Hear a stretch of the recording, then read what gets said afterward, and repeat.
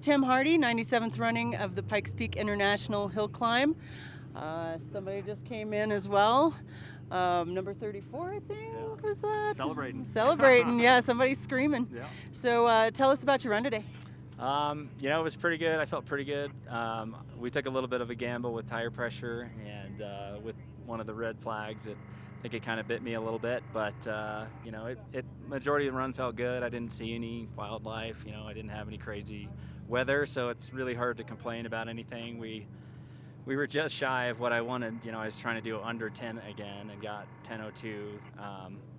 We changed a few things up on the car, and I was hoping it would be for the better, and I think one of those was a little bit for the worse. I changed the gear ratio thinking it'd be better, and it was good for a lot of corners, but I felt overall it kind of felt slow, once you get the flow of the entire thing. It was really hard for me to tell because I judged it based off what I thought I could do on race day with the power I had, and I felt that gearing would work if I had more power, but like the whole time up I kind of felt like, man, I feel like I'm going so slow, and I'm not sure if it was just because I was shifting a lot less, because with the tighter ratio you're shifting all the time, but it just felt like, man, I feel like I'm crawling here. I feel like I'm crawling, and so that might have contributed to me trying to push into corners a little bit more, and everything got a little hotter, I think, than in the years past. I could smell brakes when I didn't normally smell brakes. The transmission was starting to make a lot more noise than normal, and it was way towards the top, but I was thinking, after I got around, a couple of corners like Cog Cut, and actually specifically after Boulder Park, I thought, okay, well, I got past that one bump, let's just make sure I get past Cog Cut without doing anything stupid, and watch the dirt on Olympic and the finish, and went a little bit slower up here like you have to, and I just wasn't able to push hard enough on the bottom of the mountain to really make up for, you have to go slower up top than normal. So, maybe we can do some improvements and maybe make more power, or change our ratio to kind of an in-between of what I had last year and what this year's was. But other than that, it's really hard to complain. It's 7 years doing it, 7 years making it to the top, which is phenomenal. I don't feel like I left too much out on the table.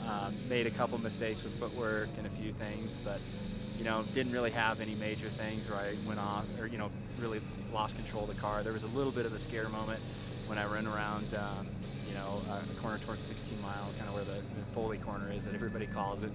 It broke out a little bit when I never had a break out there, but I caught it pretty fast. It's a really predictable car for me. If it starts to let off at all I have to do is just slightly take off the brake, and or slightly take off the throttle, and it straightens right out. So yeah. But it's really hard to complain. I'm super stoked to be up here again. It's really awesome. So. Well, we're great to have you up here again.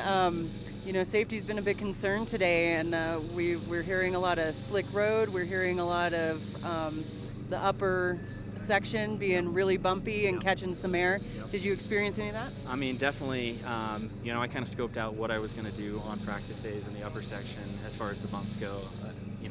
The entire Cog Cut, I just decided, okay, I'm going to take it in 2 braking points. There's a giant heave in the middle of it that at least affects my car big time. So I thought, well, I'm going to come up to that point, brake there, so I can actually get into that dip and actually have contact with the road, because otherwise you'll float, and then who knows what happens with whatever wheel catches. I have ABS, but it's pretty sketchy when you float. And then, as far as the road surface goes, I felt pretty comfortable, or felt pretty good about what the surface felt like. The rear was hooking up really well, but I think I might have misjudged our pressure, and the fact that we had to sit around for a while without having tire warmers on. I think we dropped a significant amount, and it just felt like it was folding, and made me even probably want to cook the tires even harder, trying to push into the corners to see if I can get extra heat into them. And it was a little bit of a sloppier run than last year, hence the lack, the 2 seconds slower. But I don't know, man. At this point, it's awesome to be up here and to be a part of this race still. Is fantastic. I can't wait to keep coming back year after year. So. Well, you're 7. I think we can start calling you a veteran, right? I guess so. I don't know. It's funny. Like at FanFest, there was a bunch of people that came up to me. They're like, "Oh man, you look so young. Is this your first year doing it?" I'm like, "Well, this is my 7th year doing it." And they were like, "You're kidding me? Did you start when you were like 18?"